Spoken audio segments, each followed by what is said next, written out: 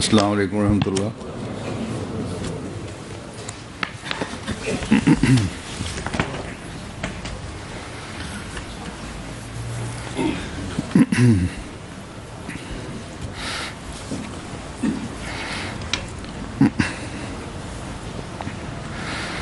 أشهد أن لا إله إلا الله وحده لا شريك له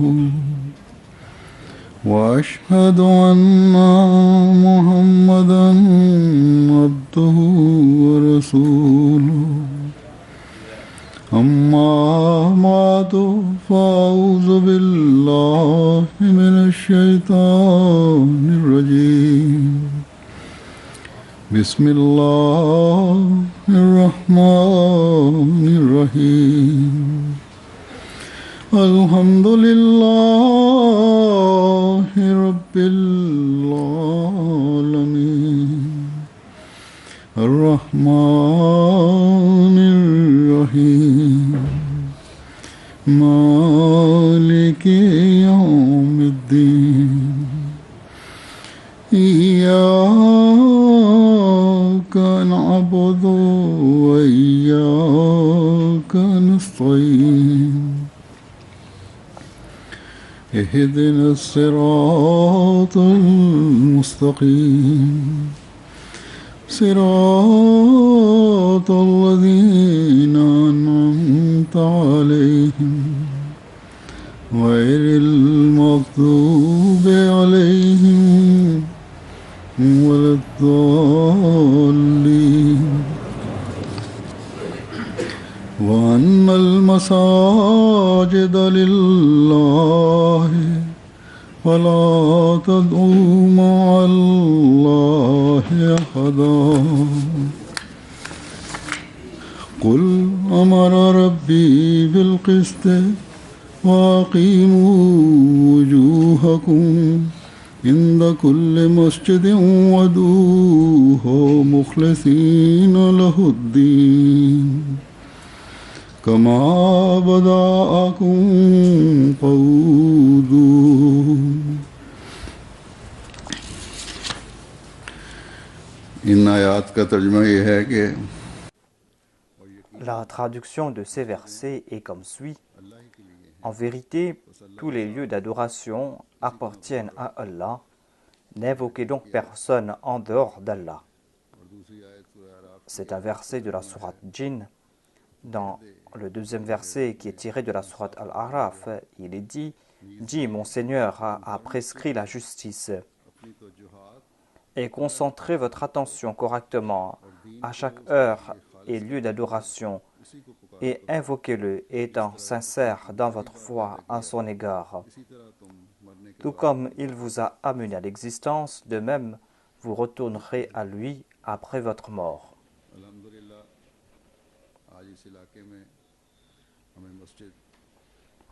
Alhamdulillah, aujourd'hui nous sommes en train de faire l'ouverture de cette mosquée dans cette région après sa construction.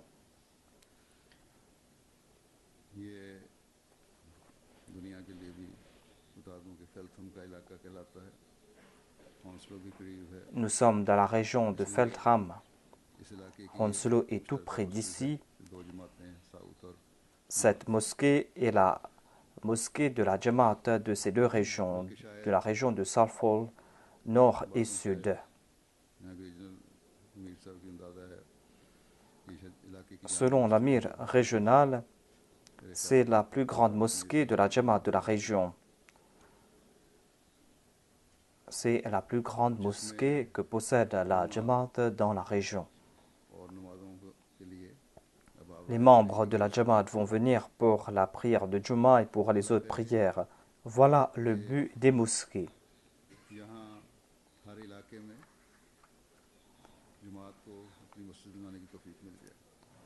Qu'Allah fasse que la Jamaat puisse bâtir d'autres mosquées dans cette région, afin que, selon le désir du Messie premier alayhi salam, ces mosquées soient des moyens pour faire connaître l'islam et la Jamaat Ahmadiyya. afin que nous puissions ouvrir de nouvelles voies dans le domaine du tabligh, afin de faire connaître l'islam au monde, car aujourd'hui, c'est la Jamaat Ahmadiyya qui va présenter l'islam véritable au monde.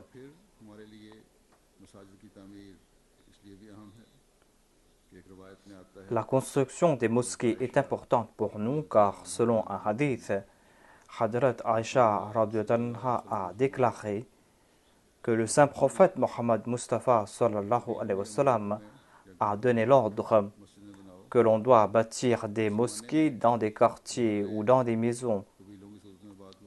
À l'époque, certains quartiers étaient occupés par des tribus. Aujourd'hui aussi, quand des émigrants s'installent dans un pays, ils préfèrent tous vivre au même endroit. Les Chinois, par exemple, lorsqu'ils partent quelque part, ils forment un quartier chinois. Ainsi, selon ce hadith, on doit bâtir des mosquées dans chaque quartier, dans chaque région. On doit les maintenir propres. Le Saint-Coran nous demande aussi de bâtir des mosquées. On en trouve mention dans plusieurs versets du Saint-Coran. Ainsi, les mosquées sont très importantes pour nous. Nous qui sommes les musulmans Ahmadis, afin que d'une part nous puissions réunir dans un endroit propre pour nos prières collectives, afin que nous puissions faire des arrangements spéciaux concernant ces prières, et afin d'autre part de présenter les enseignements sublimes de l'islam en raison des malentendus qu'on a à propos de l'islam.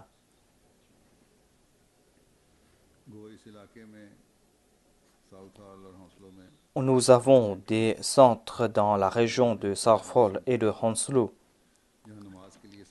On m'a dit qu'il y a aussi d'autres centres dans la région où les Ahmadis se réunissent pour les prières et pour les programmes de la communauté. Il y a aussi des programmes avec des non-Ahmadis. Mais en tout cas, il n'y avait pas de mosquée ici. Avec cette mosquée, de nouvelles voies vont s'ouvrir. Dans cette région, la Jamaat de Hayes a bâti une autre mosquée et la semaine prochaine, Inch'Allah, on va faire l'ouverture de cette mosquée.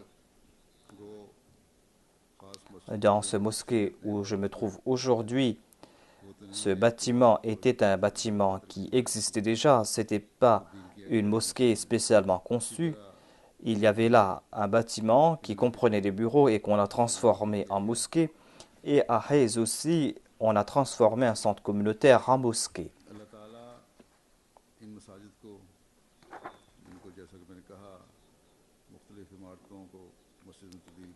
On a donc transformé ces bâtiments en mosquées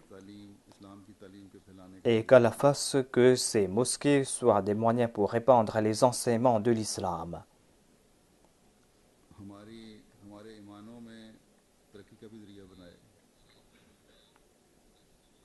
Et que ces mosquées soient des moyens pour que nous puissions progresser dans notre foi. C'est le progrès dans la foi qui est lié avec la mosquée. Dans les versets que j'ai cités, Dieu a évoqué l'importance des mosquées. Dieu a évoqué le but et l'importance de ces mosquées. On en trouve mention ailleurs dans le Saint-Coran aussi. En tout cas, dans ces versets, Dieu déclare que les mosquées sont des endroits qui ont été consacrés à Dieu. Celui qui viendra dans la mosquée doit être un abd sincère, un serviteur sincère. Et il ne doit pas y avoir de paroles qui ont trait au kufr ou au shirk ou qui concernent les choses de ce monde dans la mosquée. C'est pour cette raison que le saint prophète, paix soit lui, a interdit que l'on parle des affaires de ce monde ou que l'on fasse des annonces concernant les objets perdus dans la mosquée. Après l'ibarda, la chose que vous avez la permission de faire, c'est de faire des plans pour transmettre le message de Dieu dans le monde. c'est de faire des plans pour rapprocher les hommes de Dieu et de se préparer pour cela. On a l'autorisation de prendre conseil pour que l'on puisse faire des choses pour le bien-être de l'humanité. Et on a l'autorisation aussi de se présenter pour cela. Ici, on a fait cet éclaircissement dans le premier verset. À savoir, il est dit « Fala tad'u ma'allahi ahada »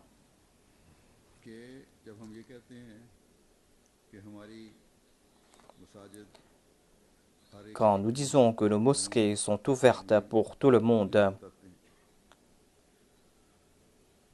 nous informons le monde que nos mosquées sont ouvertes à tous. Un des sens de cela est que toute personne, quelle que soit sa foi, même une personne qui n'a pas de foi ou de religion peut venir dans la mosquée. On organise des programmes en ce sens, mais nous devons aussi tout le temps avoir en tête ce commandement de Dieu, à savoir que les mosquées sont consacrées à l'adoration de Dieu. Si nous donnons la permission à une autre personne qui appartient à une autre foi de venir dans la mosquée pour prier, eh bien, c'est que cette personne doit se consacrer à l'adoration de Dieu, car en toute religion, il y a ce concept de Dieu. Et cette personne peut venir prier sincèrement dans cette mosquée. Et en ce qui concerne les idoles et le shirk, en tout cas, cela doit se faire à l'extérieur de la mosquée. Ainsi, c'est avec cette condition que toute personne, quelle que soit sa foi, peut venir dans la mosquée pour prier. En tout cas, on n'a pas la permission de commettre des actions qui ont trait au shirk dans la mosquée. Il est dit wa innal masajida lillahi fala tad'u ma'allahi ahada. Certainement, les mosquées sont à Dieu. Le but de la construction d'un mosquée, c'est d'adorer Dieu seul, Dieu qui est l'unique. C'est la maison de Dieu et Dieu nous a donné cet ordre que si vous venez dans la mosquée pour rendre culte, eh bien, vous devez m'adorer moi et moi seul. Et vous devez suivre mes commandements et les traduire dans la pratique. Dans le verset précédent, on trouve mention de ce même sujet, à savoir que Dieu est unique et sans partenaire. Et quant à ceux qui vont s'écarter de lui, ces personnes vont goûter à leur châtiment. Et après l'avènement du saint prophète Mohammed Mustafa sallallahu alayhi wa sallam, cette question a été éclaircie davantage. Et Dieu a décrété que son unicité va se répandre dans le monde aujourd'hui par l'entremise du saint prophète Mohammed sallallahu alayhi wa sallam. Et les mosquées sont là pour atteindre cet objectif.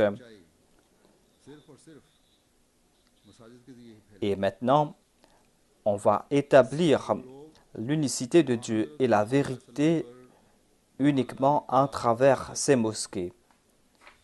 Quant à ces personnes qui disent qu'ils acceptent le saint prophète Mohammed Mustafa sallallahu alayhi wa sallam, et nous, en tant qu'Ahmadi, nous disons que nous avons accepté la Jamaat du Messie premier alayhi salam, ce serviteur parfait du saint prophète, pour atteindre l'objectif du saint prophète. Eh bien, notre tâche unique et notre objectif, c'est qu'en toute sincérité, nous devons rendre culte à Dieu et venir dans ces mosquées pour l'ibarda, afin que nous puissions rehausser le niveau de nos ibardas et afin que nous puissions établir une relation vivante avec Dieu et afin aussi que nous puissions transmettre au monde cette lumière de la vérité. Puisque nous avons à répandre cette lumière de la vérité dans le monde, il ne suffit pas pour nous de faire des déclarations concernant ces ibardas. Au contraire, nous allons devoir nous éclairer grâce à cette lumière. Dans le deuxième verset que j'ai cité, qui est tiré de la sourate Al-A'raf, Allah a enjoint la justice. Il est dit « Qul amara rabbi bil qist » dit « Mon Seigneur a prescrit la justice ». Cet ordre a été donné au saint prophète Mohammed Mustafa sallallahu alayhi wa sallam, et cela concerne aussi tous les véritables croyants, tous ceux qui disent croire dans le saint prophète. Ainsi, nous avons reçu l'ordre d'annoncer que nous sommes de ceux qui ont reçu l'ordre de faire preuve de justice, d'accorder aux autres leurs droits et de ne pas faire preuve de partialité et de marcher sur les voies de la taqwa. Quant à ceux qui vont agir ainsi, ce sont ces personnes qui vont consacrer toute leur attention à Dieu et qui vont s'acquitter de leur devoir d'ibarda envers eux. Ainsi, quant à ceux qui se sont purifiés leur cœur, ce sont ces personnes qui vont s'acquitter de leur devoir envers l'ibarda.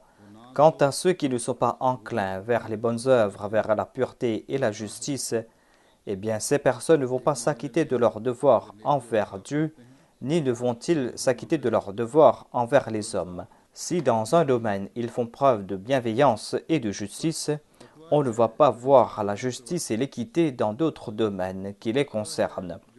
C'est la taqwa qui établit la justice et c'est la taqwa qui tourne toute notre attention vers Dieu.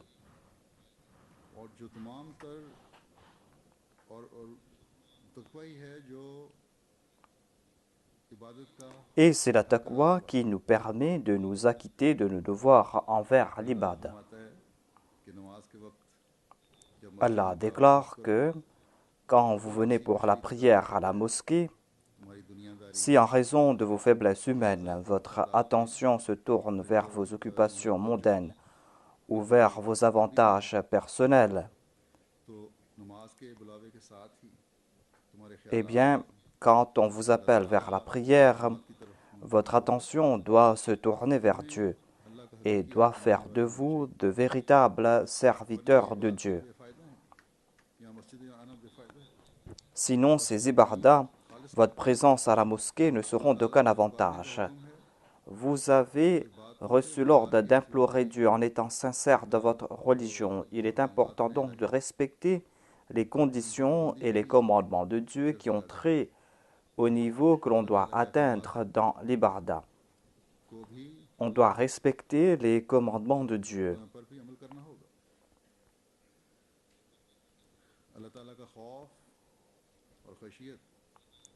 Et c'est la crainte de Dieu, et c'est l'humilité qui en découle, et c'est la taqwa qui vont nous faire respecter nos devoirs envers les autres. Et c'est tout cela qui va faire en sorte que l'on s'acquitte aussi de ses devoirs envers l'ibarda.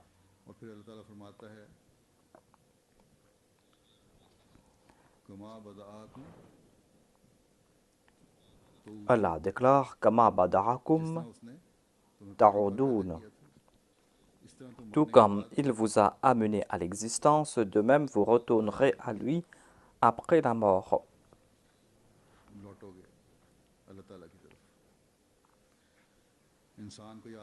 Vous allez retourner vers Dieu après votre mort.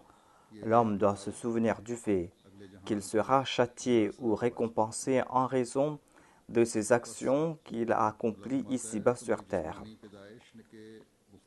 Ainsi, Allah déclare que votre naissance physique est passée par plusieurs étapes et votre vie sur terre aussi est passée par plusieurs étapes. Cela doit vous faire comprendre qu'après la mort, l'âme va passer par plusieurs étapes.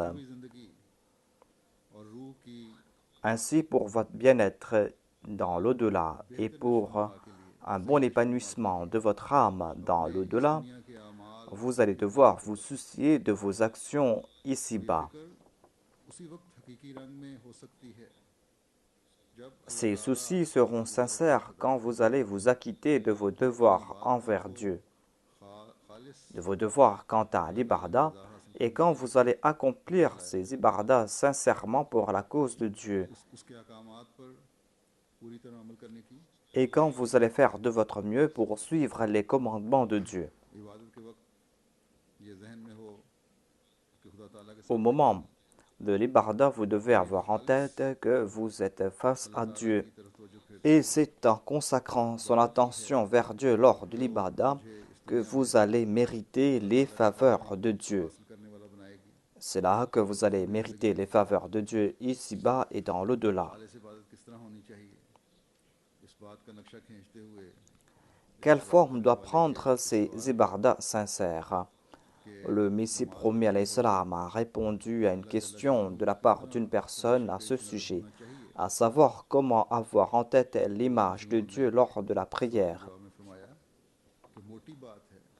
Le Messie premier alayhi salam a répondu à cette question en disant que c'est quelque chose de très simple. Dans le Saint-Coran, il est dit « Ud'uhu mukhlisina lahuddin », c'est-à-dire que l'on doit se souvenir de Dieu en toute sincérité et que l'on doit méditer sur ses faveurs. Dieu nous a accordé d'innombrables faveurs. Vous qui habitez ici dans ce pays, vous avez la liberté de culte. Dieu vous a accordé d'innombrables faveurs matérielles.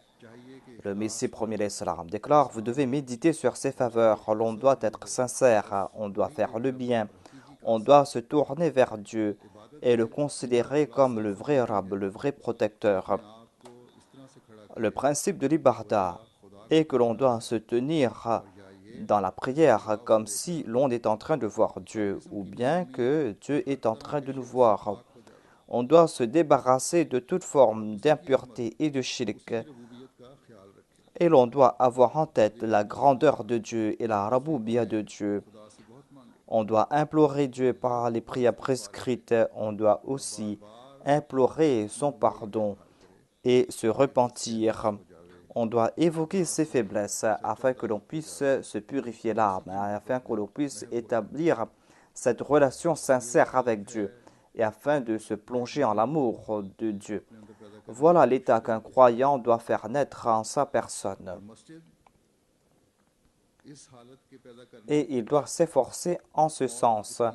Et la mosquée est le meilleur moyen pour créer cet état. La mosquée est là pour faire ses rappels à ce sujet. Nous devons aussi nous rappeler du fait que nous avons encore plus de responsabilités avec la construction d'une mosquée. D'une part, nous devons nous acquitter de nos devoirs envers l'ibarda et nous allons devoir aussi respecter les autres commandements de Dieu. Plus que dans le passé, l'on doit se concentrer davantage sur ces commandements de Dieu. Sinon, l'on ne fera pas partie de la catégorie de ceux qui ont été qualifiés de mukhlisin al-huddin. Le Messie premier alayhi salam a déclaré qu'aujourd'hui, l'ostentation, la vanité, l'arrogance, l'orgueil et ces autres qualités infâmes sont en hausse et les qualités nobles, comme évoquées dans Mukhlisun al-Huddin, sont montées au ciel. La confiance en Dieu n'existe plus, c'est-à-dire l'on a plus confiance en les choses de ce bas monde et l'arrogance, l'orgueil a pris de l'ampleur. L'on se tourne davantage vers ce monde que vers Dieu. L'on se tourne moins vers la raboubia de Dieu. L'on ne se consacre plus à l'ibarda et l'on ne se consacre plus non plus à ces tâches qui ont été confiées par Dieu. L'on n'accomplit plus les bonnes œuvres qu'il a préconisées. Le Messie premier alayhi salam déclare que ces personnes ne font pas partie des mukhlisin al-huddin. Ensuite, il déclare, Dieu a décrété de planter ses bonnes œuvres, c'est-à-dire il va planter ses bonnes actions. Comment va entrer en action le décret de Dieu? Dieu a envoyé le Messie premier alayhi salam et ainsi il a traduit dans la pratique ce décret qu'il a pris. Nous disons être les suivants du Messie premier alayhi salam.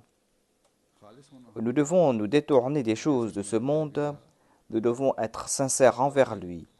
Comme je l'ai dit, c'est là que nous allons atteindre l'objectif de la construction de ces mosquées. En priant, nous allons devoir corriger nos actions. Celui qui agira ainsi va respecter les serments qu'il a pris avec le Messie premier alayhi salam. Le Messie premier alayhi salam a déclaré que Dieu a décidé de planter ses qualités. Ces paroles ne sont pas des paroles en l'air. Dieu a apporté cette révolution dans la vie de plusieurs personnes en raison du fait que Dieu a planté cette graine. On a planté cette graine 123 ans de cela et cela a créé des centaines de milliers d'ibad salihin. Ces fruits ont été accordés au Messie premier et cela continue aujourd'hui. Il y a des nouveaux venus qui se joignent à la communauté. Ils viennent pour rétablir un lien vivant avec Dieu. Ils viennent afin de rehausser le niveau de leur ibadah.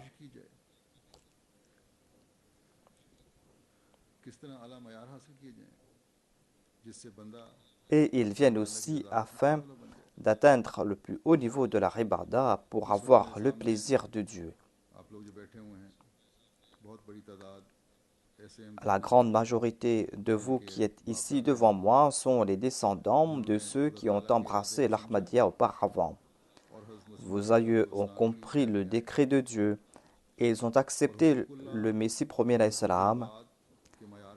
et ainsi ils ont fixé les normes dans leur devoir envers Dieu et envers les créatures de Dieu. Ainsi, afin de faire fructifier davantage les ibadah de vos aïeux, vous, les nouvelles générations, vous devez maintenir cette vraie relation avec Dieu. Non seulement que vous devez maintenir cette relation avec Dieu, mais vous devez la faire grandir. Voilà la chose qui va vous distinguer des autres. Sinon, les autres aussi sont en train de prier, de jeûner, de lire le Saint-Coran. En apparence, ils sont en train d'accomplir ces actions. On va voir cette distinction entre nous et les autres quand chacune de nos actions sera consacrée à Dieu. Et lorsque nous allons chercher le plaisir de Dieu, même dans les affaires qui concernent ce bas monde. Et c'est là que dans nos mosquées, notre foi sera sincère. Et c'est là que nous allons implorer Dieu lui seul.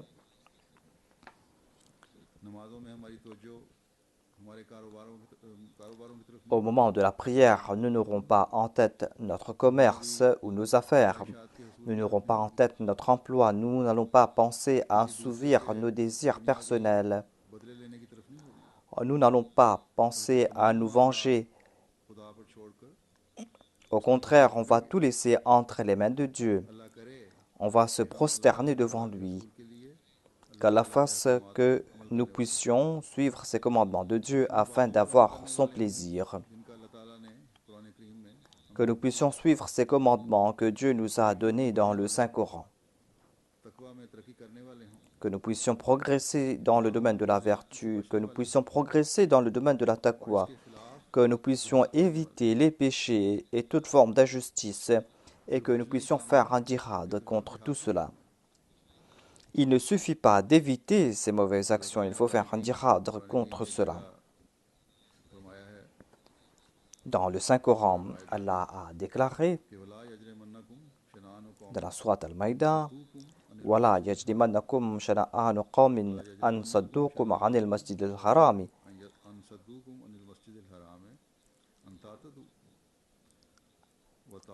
أَنْ تَعْتَدُوا وَتَعَاوَنُوا عَلَى الْبِرِّ وَالتَّقْوَى وَتَعَاوَنُوا عَلَى الْإِثْمِ وَالْعُدْوَانِ وَاتَّقُوا اللَّهَ إِنَّ اللَّهَ شَدِيدُ الْعِقَابِ. Et ne laissez pas l'hostilité d'un peuple en ce qu'il vous a empêché d'entrer dans la sainte mosquée vous inciter à transgresser. Et entraidez-vous dans la droiture et dans la piété. Et ne vous aidez pas mutuellement dans le péché et la transgression. Et craignez Allah, assurément Allah est sévère en punition.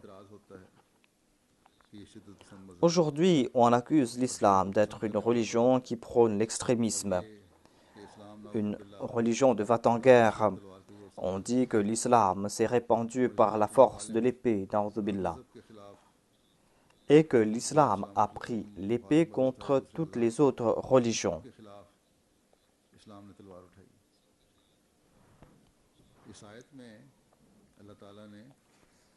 Dans ce verset, Dieu a répondu à cette critique contre l'islam.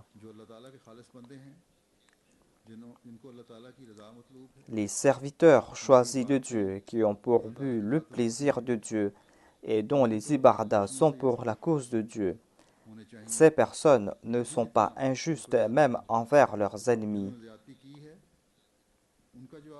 Ils ne sont pas injustes même envers ceux qui sont injustes envers eux.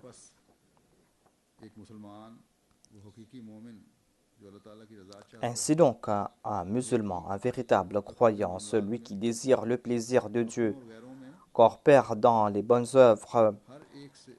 Il coopère avec tout le monde dans le domaine des bonnes œuvres. Il coopère avec ceux qui sont de sa foi et avec les autres. Et il est vigilant concernant les péchés et les mauvaises actions. Et ne va pas coopérer dans ce domaine, car cela va à l'encontre de la taqwa. Car cela va effacer toutes ces bonnes œuvres. Ces prières qui nous empêchent d'accomplir de bonnes œuvres et qui encouragent le mal. Ces prières qui sont dénuées de taqwa. Ces prières ne sont qu'ostentation. Ces prières n'ont aucune importance aux yeux de Dieu.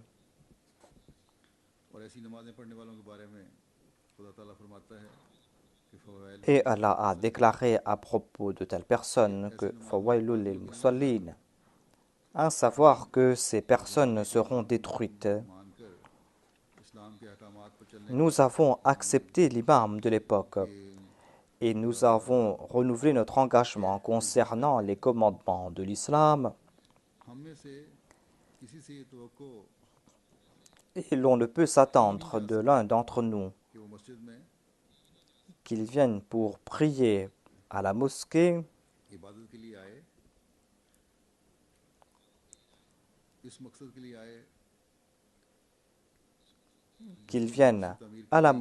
pour l'objectif pour lequel cette mosquée a été bâtie et qu'il soit coupable de péché. Les Ahmadis qui habitent ici doivent dissiper les appréhensions des voisins. Avec la construction de la mosquée, d'une part, les chemins pour le tablir vont s'ouvrir à nous, mais l'hostilité aussi va grandir. Il y a cette hostilité de la part des musulmans car leurs ulémas ont présenté une mauvaise image de l'Ahmadiyya. Ils disent que les Ahmadis ont rejeté la khatamiyya du saint prophète Mohammed Mustafa sallallahu alayhi wa sallam, na'udhu billah. Alors que les Ahmadis annoncent que nous avons une plus grande certitude que les autres dans le fait que le saint prophète Mohammed Mustafa sallallahu alayhi wa sallam est le sceau des prophètes. Et c'est le Messie premier salam, l'amoureux parfait du saint prophète Mohammed Mustafa sallallahu alayhi wa sallam qui nous a fait comprendre cela. Ainsi donc, nous devons faire face à cette hostilité de la part des musulmans et nous devons faire face à une hostilité de la part de la population locale, de ces non-musulmans qui, en raison de leur concept erroné à propos de l'islam, ont des appréhensions et nous traitent injustement. Il y a certains racistes ici aussi qui n'aiment pas les étrangers. Eux aussi nous sont hostiles. Ainsi, nous sommes victimes de cette hostilité de toutes parts. Avant-hier soir, on a peint des propos diffamatoires sur les murs de la mosquée. On a envoyé de la peinture sur la mosquée. Tout cela est en raison de cette inimitié ou en raison de cette hostilité envers l'islam que ressentaient certaines personnes. Ainsi, nous allons devoir dissiper les doutes de tout un chacun. Et cela va se faire lorsque nos ibadas seront accomplis uniquement pour la cause de Dieu, quand nous allons nous acquitter de nos devoirs envers ces mosquées. Et nous devons aussi nous souvenir du fait que la beauté de la Jamaat réside dans le fait que l'on doit faire preuve de taqwa et d'aminité dans nos relations mutuelles, dans nos relations entre nous les Ahmadis. Plus que les autres, pour le plaisir de Dieu, nous devons faire en sorte que ces relations mutuelles soient telles pour que les autres disent que cette fraternité est une distinction de cette Jamaat. Nous avons reçu l'ordre de prier en congrégation afin de présenter l'image d'une communauté unie. afin que nous soyons tous unis comme un corps, afin que cet amour mutuel puisse grandir, afin que nous puissions mettre de côté toute forme d'aversion. Le Messie premier salam nous prodigue des conseils à ce sujet. Il déclare que l'on doit aider les frères qui sont faibles et on doit les renforcer. La situation suivante sera inacceptable, à savoir qu'il y ait deux frères, l'un qui sait nager et l'autre qui ne sait pas nager. Le premier ne doit-il pas sauver le deuxième de la noyade? Le premier, celui qui sait nager, ne doit-il pas sauver celui qui ne sait pas nager? Ou doit-il le laisser noyer? Il doit le sauver de la noyade. C'est pour cette raison que dans le Saint-Coran, il est dit Ta'awanu 'alal birri wat taqwa, c'est-à-dire que l'on doit aider ceux qui sont faibles parmi nos frères. On doit les soutenir, ceux qui sont faibles en action, ceux qui sont faibles dans leur foi, ceux qui sont faibles financièrement et physiquement. Aucune jamaat ne sera une jamaat tant que l'on ne renforce pas ceux qui sont faibles et tant qu'on ne couvre pas leurs défauts. Voilà ce qui a été dit aux compagnons du saint prophète, c'est-à-dire qu'ils ne doivent pas mépriser les nouveaux musulmans en raison de leur faiblesse, car ils étaient faibles eux aussi. Et ainsi, les grands doivent aider les petits et doivent les traiter avec amour et aménité. Une jamaat ne sera pas considérée comme telle si l'on s'entretue. Quand quatre sont assis, ils commencent à médire à propos de leurs pauvres frères et commencent à chercher ses défauts et commencent à mépriser les faibles et les pauvres et qu'on commence à les regarder avec mépris.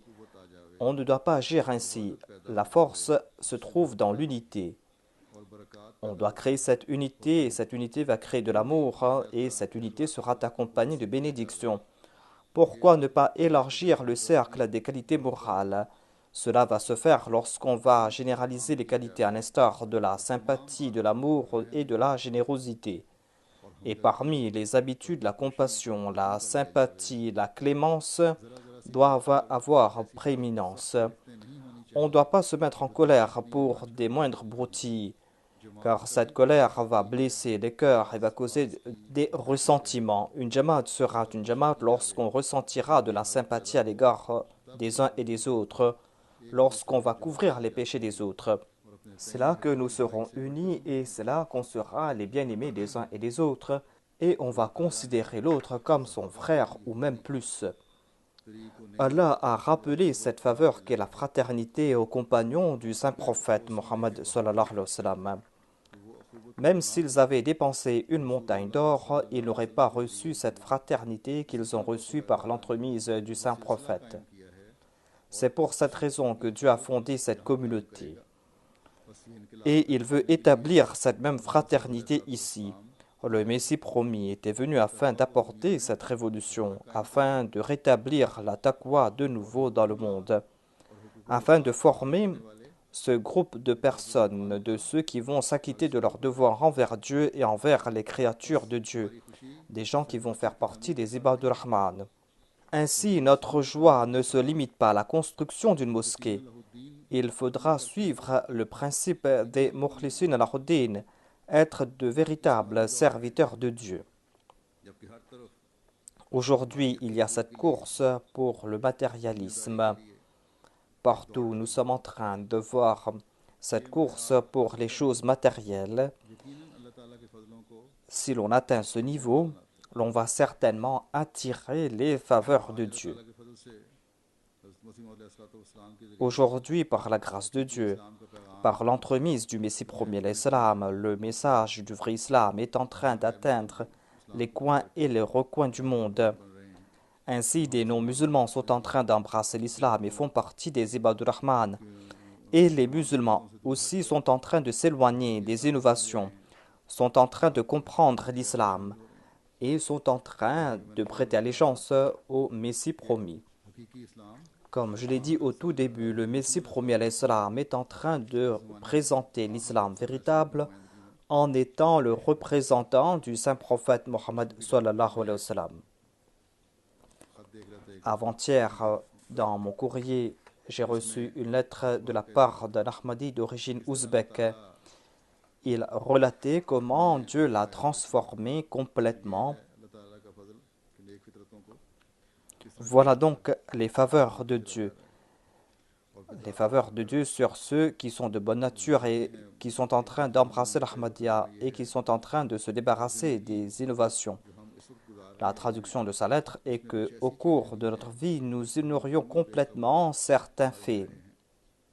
आज के दिन तक वो अल्फाज जो इंसान ने कभी ना सुने थे, मसलन ये बातें On a entendu des paroles que nous ignorions complètement. Par exemple, le fait que l'on ne doit pas réciter le Coran sur les morts.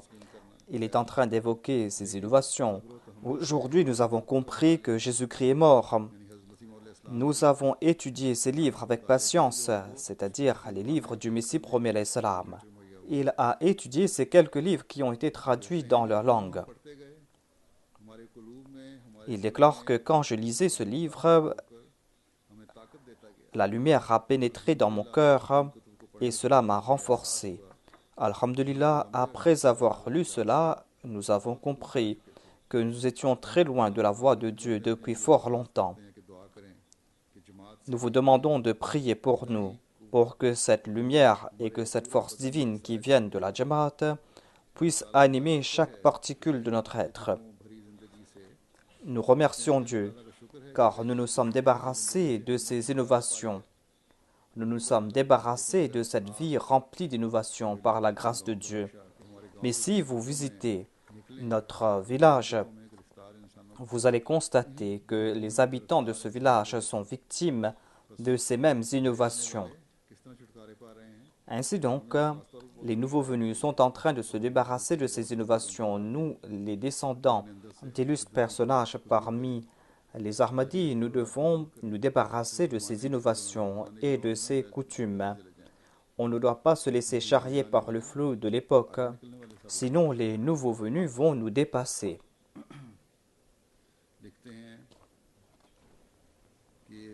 Ensuite, il a donné des détails concernant sa personne. La personne déclare qu'elle appartient à la famille Artikov et qu'elle a 68 ans.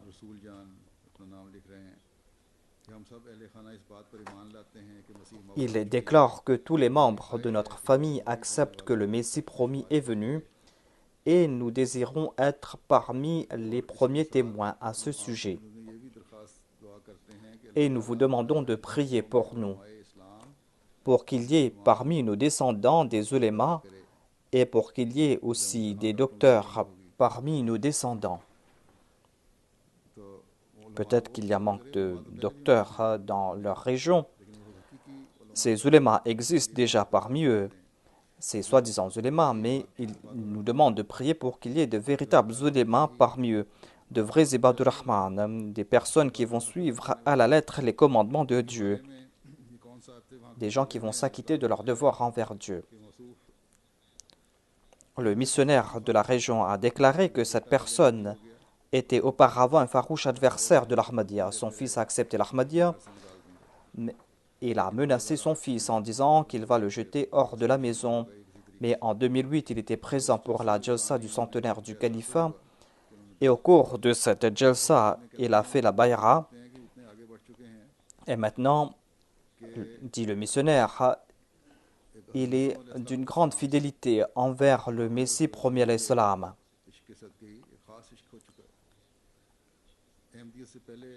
Il a un grand amour pour le Messie premier alayhi salam. Lorsqu'on parlait à propos de l'Ahmadiyya auparavant, il avait une haine farouche à l'égard du Messie premier alayhi salam. Maintenant, c'est un amoureux du Messie premier alayhi salam. Il lui est fidèle. Lorsqu'on lui avait offert des livres de la Jamaat, il rejetait cela, mais il a déclaré qu'il a lu la traduction ouzbek de la philosophie des enseignements de l'islam. Il déclare qu'il a lu cet ouvrage 2 fois et même 3 fois. Voilà donc l'état de la foi de ces nouveaux venus qui sont en train de progresser par la grâce de Dieu. Qu'Allah fasse qu'il y ait plus de personnes parmi ces habitants de ces États de l'ex-URSS et que nous puissions voir l'accomplissement de la prophétie du Messie premier salam, à savoir qu'il y aura un grand nombre d'Ahmadis dans ces régions.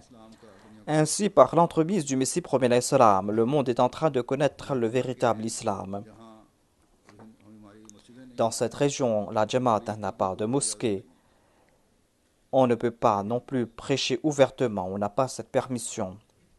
और तारुफ भी अहमियत का अच्छी तरह नहीं हो सकता लेकिन अल्लाह ताला On ne peut pas présenter dans une bonne façon la communauté Ahmadiyya. फरमाते हुए Mais Allah a accepté les prières du Messie premier salam et a tourné l'attention des gens dans cette direction. इंशाअल्लाह ताला C'est là une grâce de Dieu.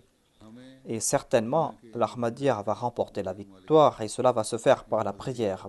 Nous qui habitons ici en Occident, il y a ici la liberté de culte et il n'y a personne pour nous empêcher de prier. Nous devons prier pour les habitants de ces autres contrées, pour ceux qui habitent dans ces États de l'ex-URSS et dans d'autres pays musulmans, là où on n'a pas le droit de prêcher le message ouvertement.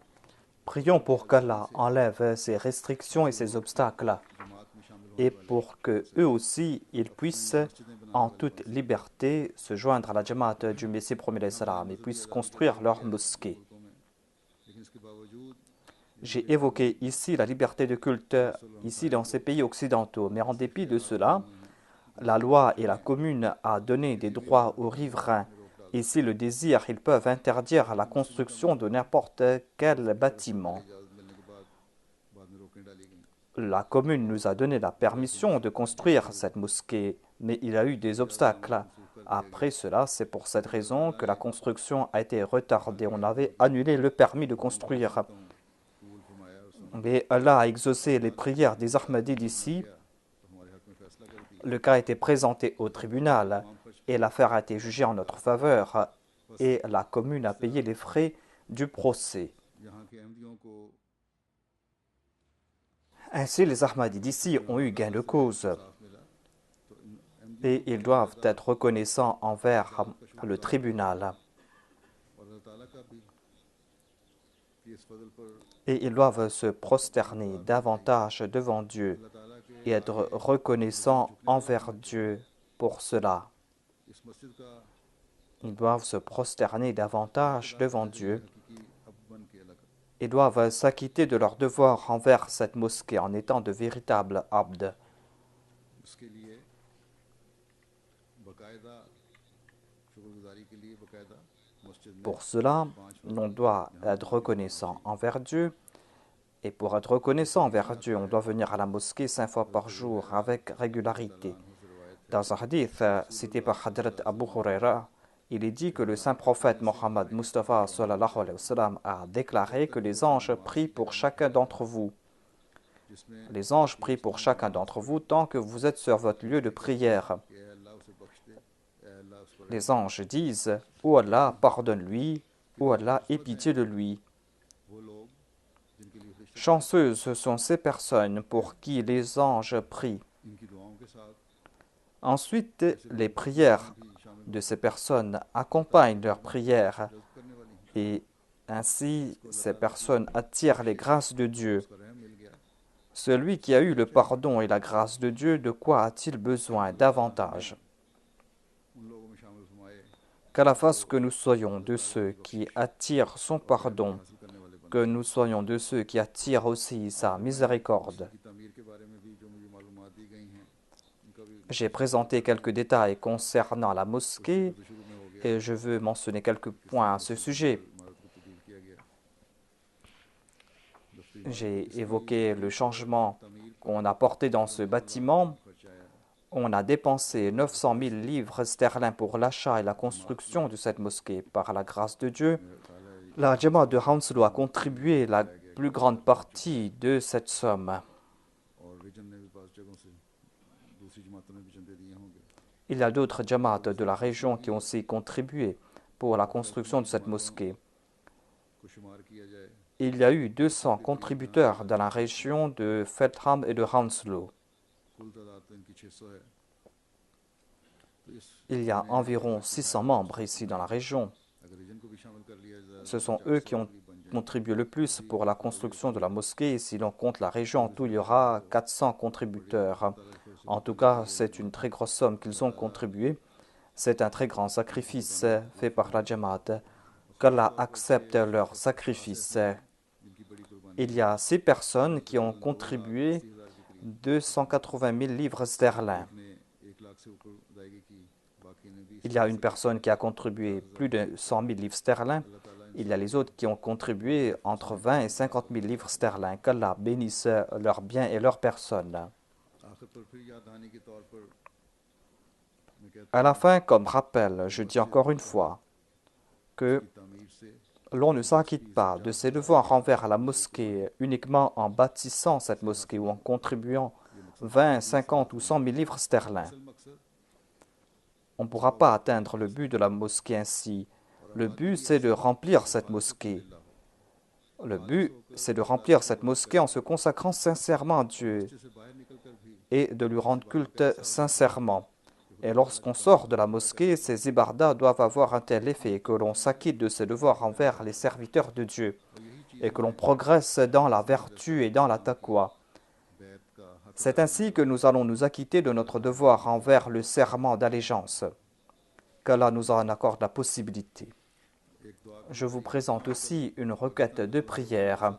Comme on le sait, au Pakistan, on nous tourmente quotidiennement, mais en Inde, à Hyderabad, les musulmans veulent s'emparer de notre mosquée. Et puisque les musulmans sont en majorité dans cette région, ils ont fait beaucoup de bruit et l'État est en train de s'incliner en leur faveur en raison du bruit qu'ils ont fait. Prions pour qu'Allah nous protège de leurs méfaits. Leurs méfaits. Leurs méfaits. Leurs méfaits. Leurs méfaits. Leurs méfaits. Alhamdulillah, alhamdulillah, nahmaduhu wa nasta'inuhu wa nastaghfiruhu wa nu'minu bihi wa natawakkalu alayhi wa na'udhu billahi min shururi anfusina wa min sayyiati a'malina. من يهده الله فلا مضل له ومن يضلل فلا هادي له ونشهد أن لا إله إلا الله ونشهد أن محمدا عبده ورسوله عباد الله رحمكم الله إن الله يأمر بالعدل والإحسان وإيتاء ذي القربى وينهى عن الفحشاء والمنكر والبغي يعظكم لعلكم تذكرون اذكروا الله يذكركم اذكروا الله يذكركم وادعوه يستجب لكم ولذكر الله أكبر